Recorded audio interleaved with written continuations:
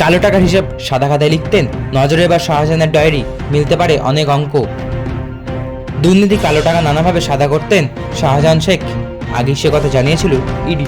এবার তাদের নজরে সন্দেশখালীর এই নেতার হিসেবের খাতা, যে খাতার সন্ধান পাওয়া গিয়েছে খোদ শাহজাহান এবং তার কর্মচারী ঘনিষ্ঠদের জেরা করে। শাহজাহানের সেই হিসেবের খাতা কেন্দ্রীয় তদন্তকারী সংস্থা অনেক প্রশ্নের উত্তর দিতে পারে বলে মনে করা হচ্ছে, মিলিয়ে দিতে পারে অনেক অঙ্ক। ইডি সূত্রের খবর, শাহজাহানের বিরুদ্ধে যে সমস্ত দুর্নীতির অভিযোগ উঠেছে, ব্যাংকের নথিতে তার হিসাব নেই। অভিযোগ, গ্রামবাসীদের জমি দখল করে নিয়ে তা বিক্রি করে সেই টাকা চিংড়ির ব্যবসার মাধ্যমে সাদা করতেন শাহজাহান। ফলে সরকারিভাবে কোনো নথি কালো টাকার হিসাব ছিল না।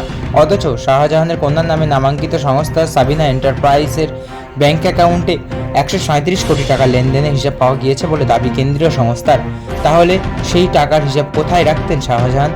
কাকে কত টাকা দিচ্ছেন, কার কাছ থেকে কত টাকা পাচ্ছেন, কত টাকা পাওয়া বাকি, কি করে হিসেব করতেন? জেরা করে তারই উত্তর পেয়েছেন তদন্তকারীরা।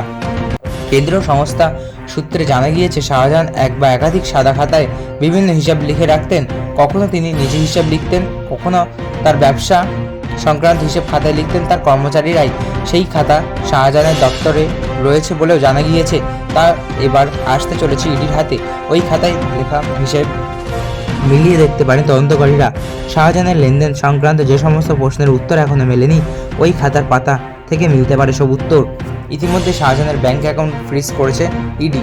একটি ব্যক্তিগত অ্যাকাউন্ট এবং মাছ ব্যবসা সংক্রান্ত সংস্থা Messrs Sheikh Sabina fish supply অনলির একটি অ্যাকাউন্টে যাবতীয় আর্থিক লেনদেন বন্ধ করা হয়েছে।